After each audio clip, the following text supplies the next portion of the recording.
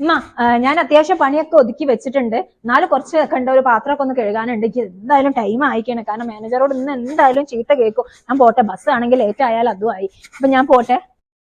എന്തായാലും താത്താ നിങ്ങൾ പോകുമ്പോത്തിന് എനിക്ക് ഒരു ഇത്തിരി ചായ ഉണ്ടല്ലോ. അതെന്താ, നിനക്ക് എടുത്ത് കുടിച്ചൂടെ? നിങ്ങൾ ഒരുക്കി ഇട്ട് തന്നാ മതി. ചായ ഒക്കെ കാച്ചി വെച്ചിട്ടുണ്ട്, എന്നാ നീ എന്നെ പോയി എടുത്ത് കുടിച്ചോ.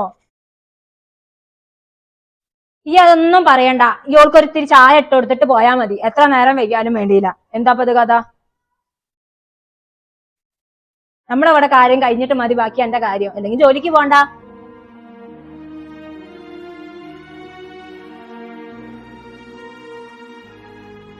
നീ ടെൻഷൻ ആവണ്ട. ഇത് വേ ആക്കി കൊടുക്ക, ഞാൻ എന്നെ കൊണ്ടാക്കി തരാം. വേണ്ട, എന്നോടൊന്നും പറയണ്ട.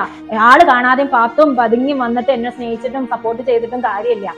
അവരെ മുന്നൊന്നും ഇങ്ങനെ പറഞ്ഞിട്ടുണ്ടായിരുന്നെങ്കിൽ അവർ ഇത്രമാത്രം പറയായിരുന്നു എന്നോട്. നീ എന്തിനാ എന്നോട് ചാടി കടിക്കണത്? അവരത് പറഞ്ഞു വെച്ചിട്ട് എന്താ?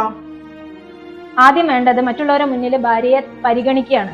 എന്നാൽ മറ്റുള്ളവർ താഴ്ത്തി കെട്ടൂല, തലയിലും കയറൂല.